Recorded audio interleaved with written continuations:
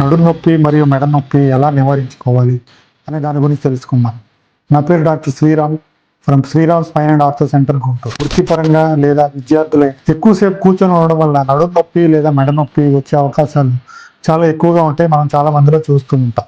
ఇది చాలా వరకు సరైన పద్ధతిలో కూర్చోకపోవడం మరియు వాళ్ళు కంప్యూటర్ లేదా పుస్తకాలని సరైన పొజిషన్లో పెట్టుకోకపోవడం వల్ల మెడని లేదా నడుముని ఎక్కువసేపు వంచి ఉంచడం వల్ల ఆ కీళ్ళల్లో మరియు డిస్కుల్లో ఎక్కువ ఒత్తిడి పడి కండరాల్లో అలసటకు లోనయ్యి ఈ నడుము నొప్పి మరియు మెడ నొప్పి వస్తూ ఉంటాయి.